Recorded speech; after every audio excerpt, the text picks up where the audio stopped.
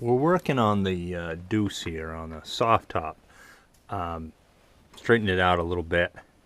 I'm going to put my finger right up in here. You'll notice here there's no gap here. I've put the strap in to pull this down.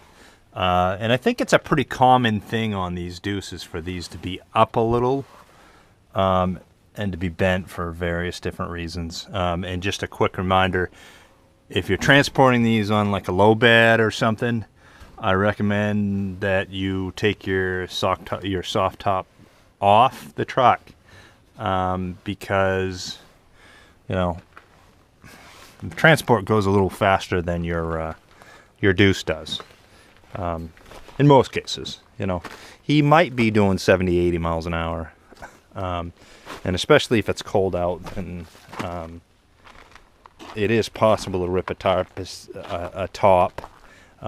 it's an old top, especially. That's what happened to this one. I kind of knew that was going to happen, but the top was already ripped anyway. But when you're transporting, you should take them off. So let's look at this other side here. And I don't know how well you can see that, but there is a gap between here and here. We're talking here and here. So, and this top is also needs to be scooched forward too, and we need to put in a third support for the top in the middle there. But I thought I'd just catch this. I'm going to hook up this side, and then I'll bring you back. We got it all hooked up here. I got a ratchet strap hooked to the running board here on the driver's side, and then I've got it around the soft top frame and comes back down, and then hooked into the cab over here. And this right here, where I got pointed, this little space, I don't know if you can see this pointer moving up and down. There's probably a 1/4 inch gap or so between there, and that's what we're looking to close up. So I'm going to try to set you over here and see if we can capture that. We might not be able to, but we're just going to ratchet it up. And have to take up the gap. And there you go, she popped in. So now, let me grab my pointer here. Of course, you set stuff down and then it disappears. There she is. But now you'll see that there's no real gap in between there and there. Hopefully you can see that gap's gone. So that takes care of that part of it. All right. And then we have a gap up here that we're going to see about taking care of and putting the metal strap that goes back there in. So, all right, I'll bring you back when we're ready to do that. So, this one, you're probably not going to be able to see when we do it, but let's try to show you here. Get the pointer up here, and there's like a probably like 3/8 or something gap in there that's not supposed to be there. So we're going to try ratcheting that up.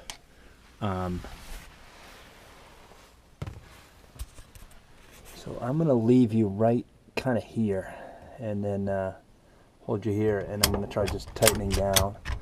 Oh, I think maybe we can see it. All right, that's in position. So that gap's gone. But the real question is about whether it'll stay that way when I put the piece in. If we're going to be able to do that. That's where the question comes in, and then release it. Because obviously we got it back, but it wasn't like it popped into place. So anyways, just thought I'd video some of that stuff. Not like it's exciting or anything, but just some tricks that might work for you if you're dealing with the same thing. With your deuce, or your 5-ton probably for that matter. So anyways, that's what I got.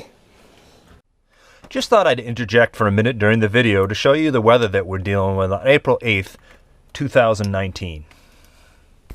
So we're back. I took that strap off. I put this brace back in. So we got rid of a lot of that gap.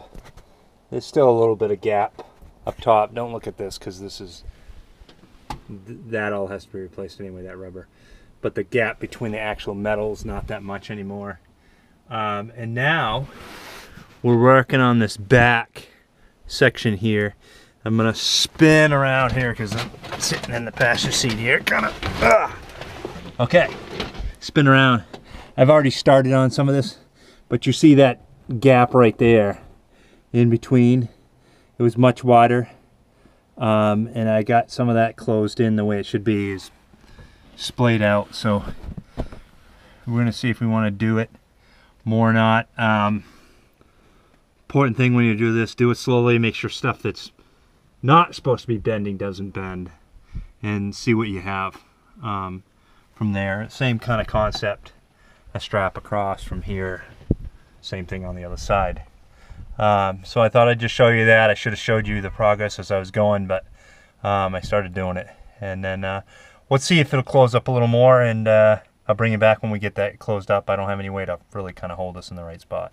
And now we're back, and as you can see, the gap is closed right up. So all we have to do is release it and see how it stays. So you'll notice if you get one of these that a lot of the soft tops aren't right. A lot of times you have to replace the soft top itself, but usually the frame is a little off. My advice to you is, first off, you know, you might want to point that out if you're buying one. You know, it's not a reason not to buy it, but it's a point of, I've got to fix this or whatever, and you know, you might be able to get some money off because of it. And the other thing that I will tell you is, I will caution you on, is you want to do this carefully, but you also want to make sure that you're not, if it doesn't, for instance, a lot of these, I believe, I don't know if all of them are, but I believe the crossbows that go across the top, the holes are drilled after the fact. So sometimes someone will get a soft top that used to be a hard top, and they'll drill the holes out. Well, if the thing's not aligned properly in the first place, then you won't be drilling the holes quite in the right spot. So I don't know if I've got a good shot of it from before, but you'll notice now that these bows are a little bit more where they should be as far as on the soft top, that they're lining up. It was pulled off to one side. The one thing you will notice in this one in particular, that may have been the issue when they put the soft top on this, is that they drilled the holes in the windshield frame, and this is where it's kind of supposed to be, where my hand is going back and forth as far as the bar where it's supposed to line up, and this is where it is. So I suspect that possibly someone drilled this and things weren't lined up right, and that's why they ended up over here. Having not been there when they did this, obviously I don't know,